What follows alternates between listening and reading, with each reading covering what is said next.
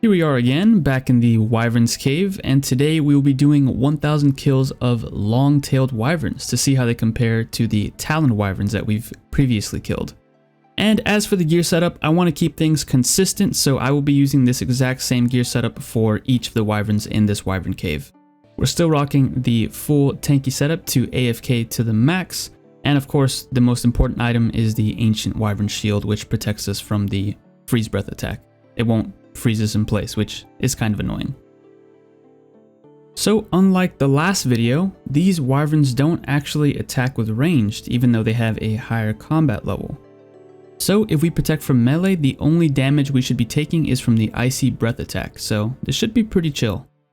So after about an hour of killing these wyverns, I realized that it's pretty similar in amount of kills per hour compared to the taloned wyverns that we did, but I will say that I do enjoy killing the taloned wyverns more than these, simply because it's closer to the entrance and resetting aggro was easier. I could simply run out of the entrance, come back in, and they would be aggressive again. Also, I didn't have to worry about the long-tailed wyverns that I'm currently killing going up and interrupting my kills with the taloned ones. With these long-tailed wyverns, many times throughout this video, these taloned wyverns would find their way down here, start attacking me, and I would have to go somewhere else to lose aggression. And it was very annoying because they have really long range. Now normally this wouldn't be a problem if you're just killing wyverns just for money or just for the visage, because it doesn't really matter which one you kill. But for the video, since I was only focusing on long-tailed wyverns, it was pretty annoying to be constantly sniped by the taloned ones. But we did eventually get lucky and get an item for the collection log. As you can see here, we received the granite longsword, which is a 1 in 512 drop. And we got it around 400 kill count of these long-tailed wyverns. Now, unfortunately, it's not worth much. The granite boots would have been much better to get. I believe those are around 700k, but of course those are more rare as well. So still, I was happy to get this because it is an item for the collection log. And as you can see here, I am in combat with a taloned wyvern. So here's the thing. This moneymaker is very AFK, and a lot of the time you don't have to pay attention, and unfortunately I realized much too late that I was killing a taloned wyvern, and I actually did end up killing the taloned wyvern. So video ruined, I guess. Normally I'm really good at catching myself from not killing them. I think before this, or up to this point, I had already been in combat with like 15 long-tailed wyverns, and I was always able to run away before killing them. But this time, I wasn't so lucky. At least it dropped a nice drop though. It was I believe it was a runite ore, so that's good at least. But what that means for the rest of the series is that instead of killing 1000 wyverns, we are going to have to kill 1001 wyverns of every type now. But yeah, just like the last video, like I said, it's very AFK, very chill. You can definitely play another account on the side or do something else if you want. And I guess here's just a small clip of me getting a little bit lucky with the Ranar seeds. I got 3 Ranar seeds. And sometimes you will get a little unlucky and get a lot of unnoted herbs, which means that an herb sack would be helpful, but that only happened like maybe one trip out of, hundreds possibly. So I don't really think it's worth bringing, but if you want to, feel free. That's also another thing I forgot to mention. Not only did the gear setup stay the same, but also the inventory setup. I found that the inventory setup of, I believe, 1 divine super combat potion, 5 prayer potions, and the rest sharks worked well for me. As well as keeping the bone crusher and of course the rune pouch to store some runes. And while I'm not doing it, I highly recommend bringing high alch runes just so you can high alch a lot of these drops that you get. A lot of them are worth high alching, and it can extend your trip or at least fill up your inventory with more loot before you have to leave.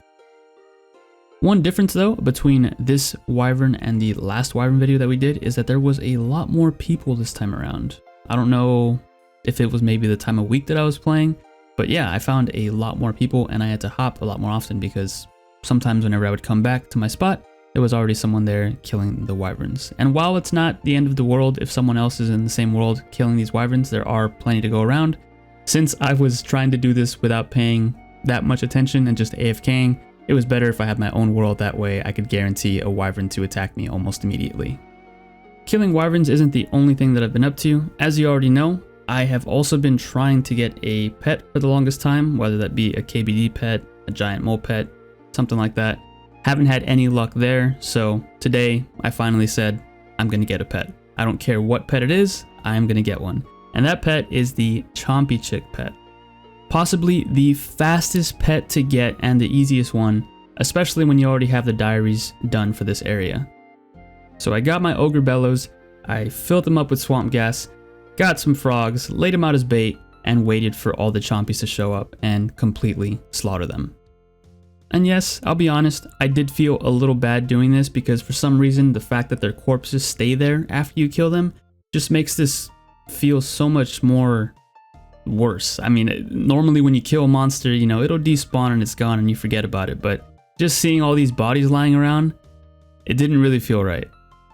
That is, of course, until I got the Chompy Chick pet, and then I kind of forgot about everything. So, yeah, totally worth. I gotta say, I'm surprised that I didn't go for this pet much earlier. Maybe I was trying to save it towards the end, you know, to leave it as one of the easy pets to get, but yeah, this took me, I think, less than an hour to obtain, so kind of crazy. And even though he's not one of the most sought after pets, not one of the coolest pets, he's definitely one of the cutest pets. And it feels good to finally have a pet under my belt after so long. I mean, I don't even remember what the last pet I got was. Maybe the Soul Wars pet, and that was like over a year ago, so yeah, feels really good to have another one. And if you're curious about the gear setup, I just wore the best range gear that I had. As for the bow, I used the comp bow with, I believe, adamant brutal arrows, since they were much cheaper than the rune variant. I also downloaded a Chompy plugin from the Runelight hub, and that helped out with tagging the Chompies and also putting timers on them to show you when they would fly away, so that was also very helpful. And speaking of plugins, one that I used in this video that I did not use in the last one was the NPC aggression plugin. That one was very helpful. As you can see here, it draws a yellow outline of the aggression area that these monsters have. So that timer that you see on my stack of boosts at the very bottom says I have 23 seconds left. When that runs out, I have to step outside of that aggression zone and then come back in and they'll be aggressive once again. This is much better than what I was doing earlier, which was basically just running outside of the cave and then coming back in. So since we were already deep in the cave and I didn't want to have to run all the way out there, this plugin definitely helped with that. And I continue to use it for the rest of the Wyvern videos as well. So definitely highly recommend using it. But with that being said, that is pretty much it for this video. That is 1001 long-tailed wyverns slain in the cave. Let's go ahead and take a look at all of the loot that we got from this journey. So here's the inventory of loots from the 1000 kills.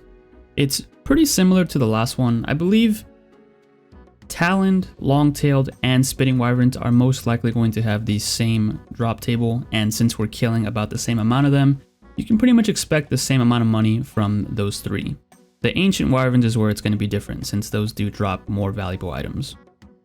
And like I say with most of my videos, make sure that you put your items in for at least market price, maybe even a little bit more to maximize your profits, just to sell them off as quickly as possible. Here I am selling them for under market price, but yeah, if you want to make more money, definitely set them for higher.